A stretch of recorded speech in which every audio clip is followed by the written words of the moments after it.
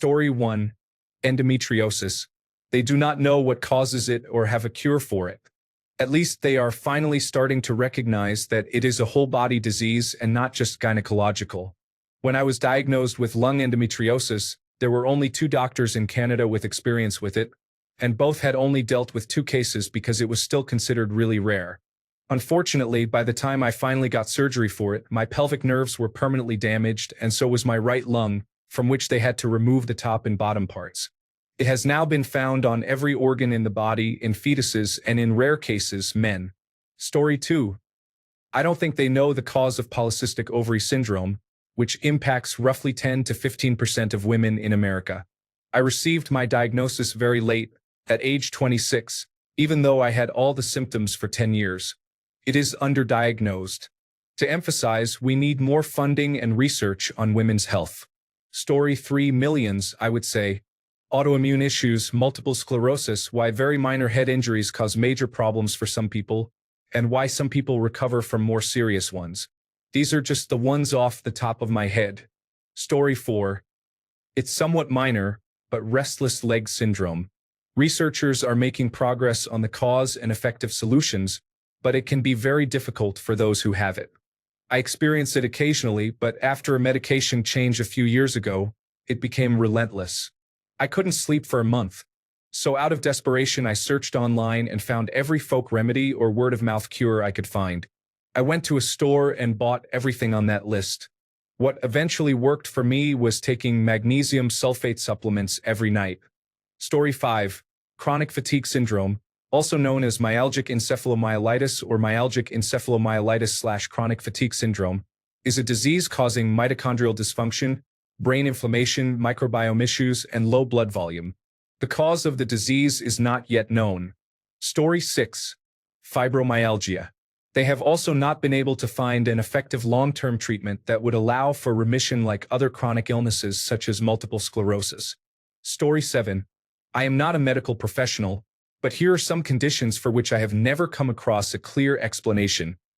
Fibroadenoma, non-autoimmune hypothyroidism including Hashimoto's disease. I also wonder about the details of how female hormonal disorders exactly work and interact, such as the comorbidity of polycystic ovary syndrome and hypothyroidism in some women. Story 8. Transient global amnesia has no known cause and no specific treatment. Neurologists believe it may be related to stress. I have experienced moments of having no idea where I am or how much time I have lost.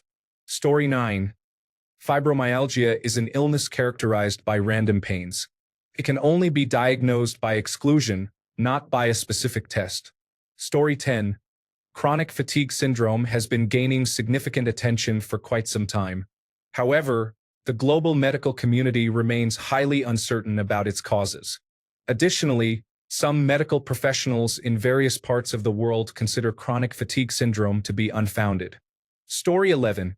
Severe migraines can be triggered by certain factors, but her doctors cannot determine the root cause. She can experience migraines lasting as long as a month. There is no cure. The doctors do their best to manage the condition. Story 12. Migraines.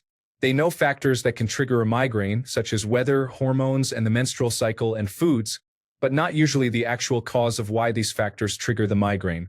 Sometimes there is a cause, like a tumor or a specific disorder, such as mast cell activation syndrome, but most of the time migraines occur randomly, and treatment involves taking several medications when one occurs.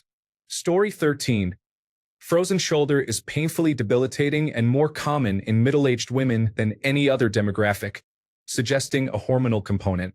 However, because it affects more women than men, it has received little research attention. Story 14. Geographic tongue. No one has any idea. It is an autoimmune process but can be triggered by different factors and varies from person to person. Doctors and dentists often say it is benign and dismiss concerns, even though for most sufferers it is very painful. Textbooks claim it is not painful, so a doctor may look you in the face and tell you it does not hurt. I believe it is related to both gut health and immune system dysfunction. I developed it with COVID-19 and it never went away. Story 15. Depression. We know a lot about the psychology and the biological changes that occur during depression, but very little about what happens in the brain immediately prior to or at the onset of a depressive episode. Story 16. Pretty much anything autoimmune. They know that the immune system attacks the body, but not why. I have type 1 diabetes, Crohn's disease, and polycystic ovary syndrome, all caused by my immune system attacking cells and causing inflammation in my body, and none have any cure. Story 17. Trigeminal neuralgia and complex regional pain syndrome. Both are called the suicide diseases because they are so painful. I have both.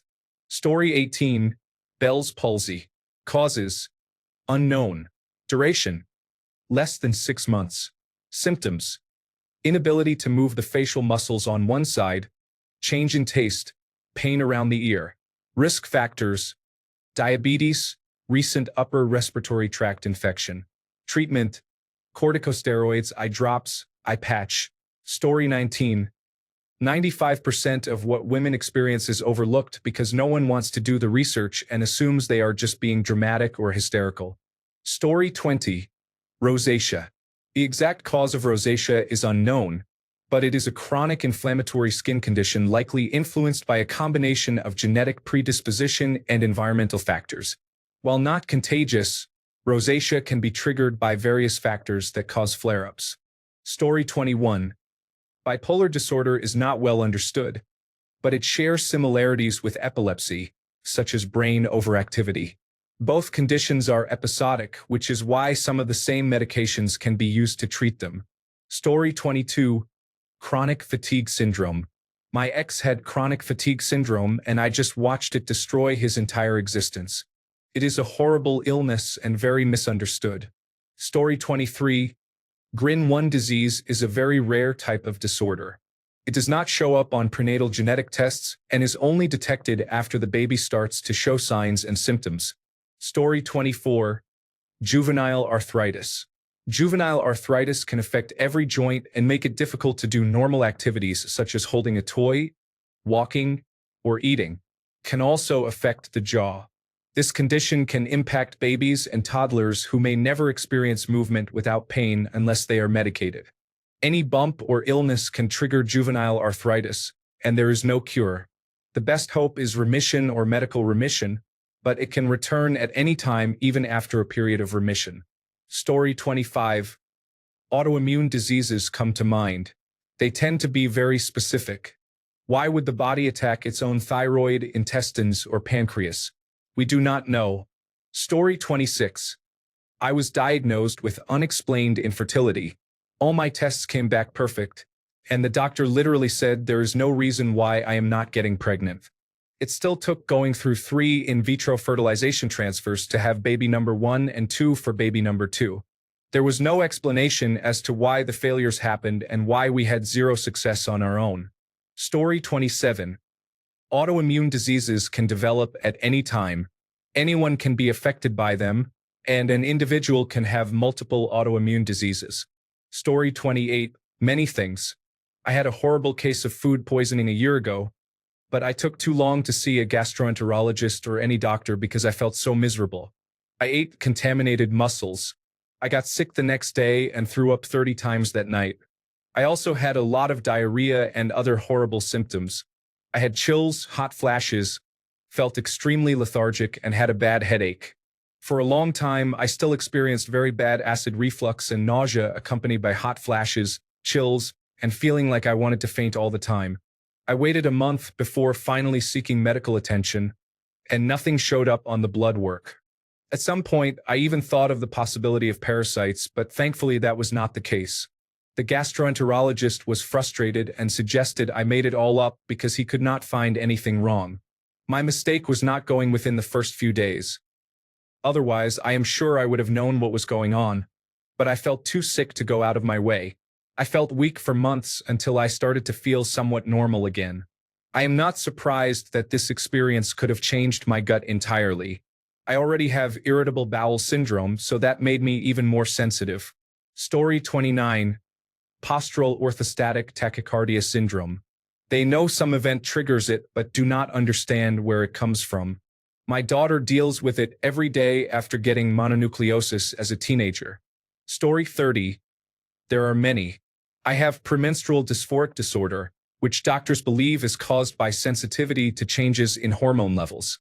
There is no test to confirm it, and no explanation for why some people are sensitive and others are not. The cause is unknown for why some people suddenly develop it after being fine for years. One treatment is selective serotonin reuptake inhibitors for a few days each month. Although this should not work based on how selective serotonin reuptake inhibitors function, somehow this treatment helps some people. Story 31. I am definitely a layperson, but as I understand it, we are still largely in the dark regarding autism. There are some genetic markers that seem to be associated, and some other factors that may have connections, but it remains a big question mark. People with more knowledge, please correct me if I am misrepresenting this. As a layperson, I have always had a hard time understanding why it is all grouped under the autism umbrella. Not just that the term spectrum replaced terms like autism and Asperger's syndrome, but the terminology still confuses me. I often hear that autism can manifest very differently in different cases, to the point that it seems like an entirely different condition. When I was teaching swim lessons to autistic children years ago, their abilities ranged from very functional, apparently typical children to completely nonverbal and barely able to communicate.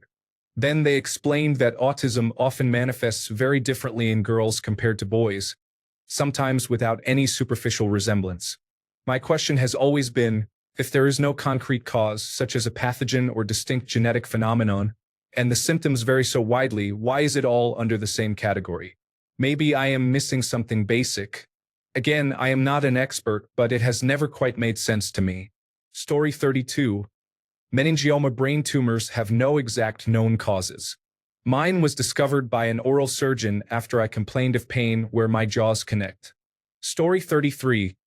Epilepsy can be caused by head injury, but many patients have it for no known reason or sudden unexpected death in epilepsy.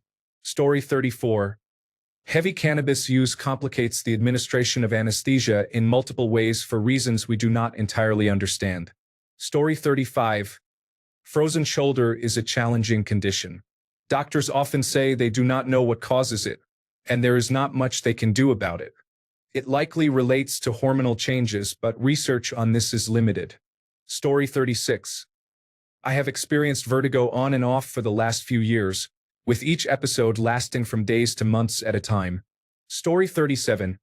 Type 1 diabetes. There are many theories about viruses, genetics, and environmental triggers, but no one can pinpoint the exact cause, especially since people of any age can be diagnosed. The speed of destruction of the insulin-producing cells in the pancreas can be fast in some people but take years in others. Story 38. Mast cell activation syndrome and mast cell diseases. For the love of all that is holy, someone please figure out what this is about and stop treating it like a somatization disorder. It is real, and it is absolutely the most isolating, torturous disease I could ever imagine in severe cases, at least. This is not just due to the symptoms but also the way we are treated. Story 39. I had one in my 20s called pseudotumor cerebri. Basically, something mimics a brain tumor but is not one. The cause is unknown, but it is more likely to occur in females in their early to mid-20s who are overweight. The only advice given is to lose weight. I did lose some weight then, but I have gained it all back and more over the years, and it has not appeared again. It is a strange condition that just happens randomly. Story 40. I have spasmodic dysphonia, a vocal disability. All the tests I have had show that my vocal mechanism is perfectly healthy. I was a music teacher for 35 years, and I took very good care of my voice. All they know is that it is neurological, most commonly developing in women around the age of 50, and there is no cure, only treatment. I have to get Botox injections to stop my voice from spasming so it is not too tight to speak. My spasmodic dysphonia does not affect my upper register singing voice, just my chest speaking voice. They do not know why. I would love to continue teaching music but had to retire. Who wants to learn proper vocal technique from someone who sounds like they cannot even take care of their own voice? Everyone I talk to about it assumes it was my years of teaching that destroyed my voice, but the doctors confirm there is nothing actually wrong with my voice. It is the neurological signals being sent to my voice that are bad, and there is nothing they can do. You do not realize how important your voice is until you do not have one. It is completely demoralizing. Story 41. Recurrent placental abruption or placental issues. Each case is unique to the pregnancy, so if problems persist, there may not be a clear answer. Story 42. Any disease or disorder with the word idiopathic means that the cause is unknown. Story 43. Intracranial hypertension. The lack of confident answers and, "I don't know" responses I receive from doctors is mind-blowing. Story 44. Optic neuritis is a condition where the nervous system attacks the optic nerve without a known cause. This is typically a symptom of multiple sclerosis, but can occur without the presence of lesions associated with multiple sclerosis. Low anti-Müllerian hormone or low follicle reserve refers to a reduced number of ovarian follicles. Although many factors influence female fertility, sometimes a low follicle count cannot be attributed to any specific cause. Story 45. Mine. Vasculitis does not cause death. You just wish you were dead. Dr. Fauci worked on it, but the best treatment available is chemotherapy, which aims to slow it down. Story 46. Castleman's disease. There is an organization at the University of Pennsylvania that is researching it. It is led by a doctor who was almost killed by the disease. I have a version of it.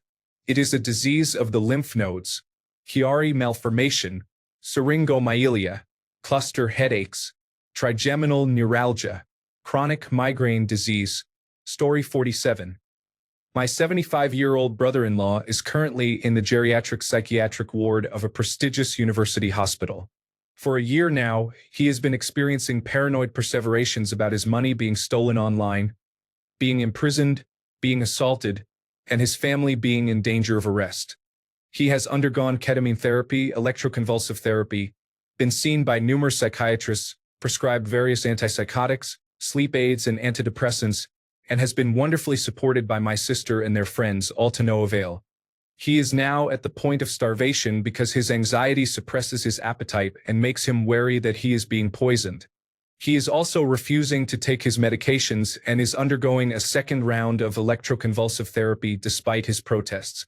Yet, he is lucid for short periods when visiting with friends and family.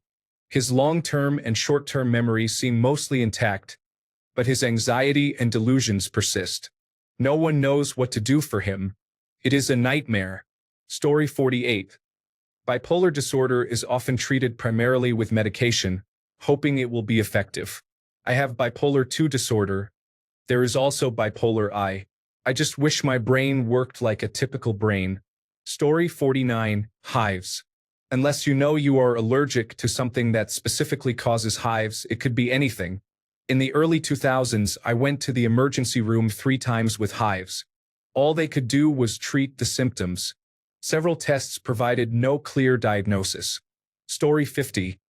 Fibromyalgia is a condition where the brain stops differentiating between normal sensations and pain, causing everything to feel painful. It may be related to trauma or significant infections. Normal painkillers do not provide relief. After this, treatment often shifts to prescribing antidepressants. Story 51. Schizophrenia is considered to be multiple disorders with various causes grouped under one category sharing similar symptoms. Medications effective for some patients may not work for others, and many patients do not respond to any treatment. The condition involves many different areas of the brain and can even cause neurons to misfire or loop incorrectly in some patients. Dopamine-blocking medications are commonly prescribed with the hope of improvement, but these often cause a range of side effects. Story 52. HELLP syndrome. It is unclear whether it is a complication of preeclampsia or a distinct disease. Serious illness or death can occur in 25% of cases. The acronym represents its main features. H. Hemolysis, the breaking down of red blood cells. EL, elevated liver enzymes. LP, low platelets. Story 53. We are not exactly sure what causes lupus, other than knowing it is a systemic autoimmune condition. There is intense research focused on identifying tests and biomarkers that predict progression into overt lupus, especially to close the gap between the first symptoms and diagnosis. Story 54. Ulcerative colitis. Many people have said autoimmune disorders in general, but I want to be more specific with my own experience. I thought it was related to my previous drinking issues, but the doctor disagreed. No one really knows, and what causes a relapse in symptoms varies widely between individuals. Story 55. Why do some infections turn into sepsis? The infection aspect is well understood, but the reason why some infections cause severe complications is not fully known. Story 56. Hypothyroidism. I find it frustrating that the doctors do not have answers, and I am currently saving up for a private doctor. Story 57. Perimenopause in young women. I found out at age 32.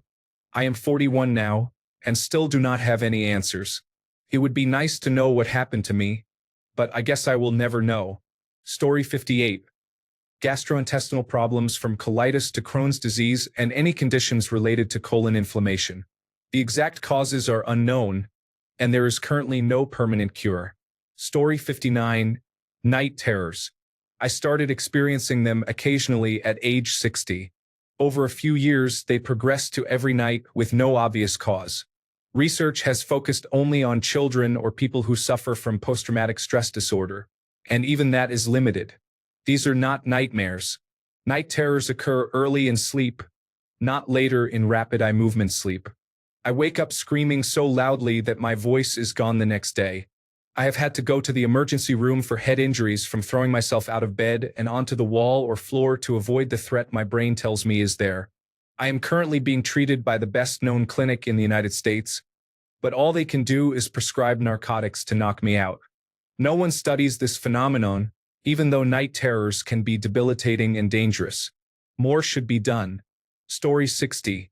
So many times, when we do not know the cause, we have a medical term for it: idiopathic. It basically means, I do not have a clue. Story 61. Coates disease is a rare eye disorder that my son has had his entire life. It typically begins between ages 9 and 13, as most children cannot accurately describe their symptoms to a doctor. The blood vessels in the eyes rupture and fill the retina with fluid, causing retinal detachment. Mainly boys are affected, but there are many female cases as well. It usually affects one eye, but there are instances involving both eyes. Story 62. Surprisingly, small intestinal bacterial overgrowth. There are so many people who have it but are not diagnosed. Recent research shows that it is prevalent in up to 22% of the general population. It causes an incredibly wide range of symptoms, from bloating and indigestion to severe brain fog, yet nothing has been done. The majority of doctors will not even test for it, but it could be the answer for many people. For example, they found people with fibromyalgia who tested positive. Upon treating the small intestinal bacterial overgrowth, the symptoms of fibromyalgia completely disappeared.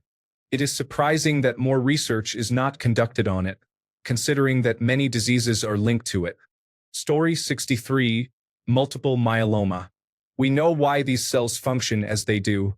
We know how to detect them. We do not know what causes the disease. I received an intensive course in the last 2 months. Story 64. Idiopathic hypersomnia. Since idiopathic is in the name, there are theories about dopamine regulation and protein neurological causes, but nothing is absolutely proven yet. Story 65. Fibromyalgia and Meniere's disease. I have been diagnosed with both, and it feels like just trying different treatments to see if anything works. Story 66. I saw a video about a man who had his intestines protruding and had to wear a bag to collect waste. I do not know the medical term for it, but he said doctors do not know the cause. Story 67. Alopecia areata totalis universalis. Researchers have a general idea of what happens on a cellular level, but it is completely unpredictable. Some people respond to treatments. Some do not. Hair loss can be limited to one small patch or may affect the entire body. It can be temporary or permanent. The triggers are unknown and may include diet, hormones, stress, deficiencies, genetics, or mold exposure. I have alopecia universalis, as does my father. It began when I was 12 and has not responded to treatments. I have undergone numerous blood tests with no significant findings. In my case, I believe it is genetic. Story 68. Multiple sclerosis is more frequent in some families, but that is all that is known. This illness has had a lot of funding put into research.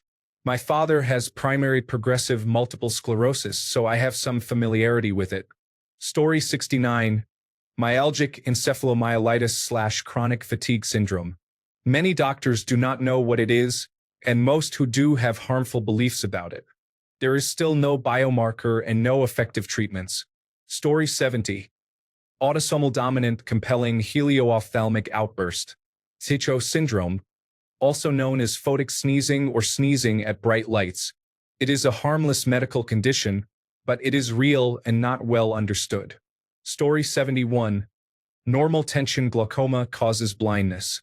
Even with lowering eye pressure, people still lose their central and peripheral vision, resulting in gradual blindness. Story 72. Hidradenitis suppurativa can be very painful. It appears where lymph nodes are located, such as the armpits and groin. It causes painful large boil-like sores that can burst and leak fluid with an unpleasant odor, which can be embarrassing. Can run in families and affect both women and men. Proper treatment can be difficult to obtain. The first time I mentioned it to a primary care provider, it was dismissed as a hygiene issue, which is definitely not the case. It seems rare, but this may be due to misdiagnosis or lack of diagnosis because people are embarrassed, as was my mother. Story 73. I mean, honestly, that is a long list. I would wager there are fewer diseases we do know the cause of than those we do not. Autoimmune diseases, almost as a whole, have unknown causes, I believe. What makes the body attack itself? Genes? Likely. Which ones? Multiple, probably. I have a disease where my immune system attacks my arteries. No idea what causes it. Story 74. I am going for a scan next week for what they tell me is a lipoma, which is a lump. I asked why and how, and the doctor said they do not know. They just happen. I asked how I can get rid of it, and they said I personally cannot. Story 75. Meniere's disease affects 4 generations of my family, including me. There is very little treatment available and no cure. Story 76. Idiopathic pulmonary fibrosis is a condition where your lungs begin producing excessive collagen. The accumulation of collagen fibers gradually restricts your breathing, making it difficult to inhale. Currently, the only cure available is a lung transplant. Story 77. Please be advised. We can never really know anything with absolute certainty. There are only increasing levels of confidence that never actually reach 100%. Thanks a bunch for sticking around till the end of the video. Remember to subscribe, and until next time, stay awesome and goodbye.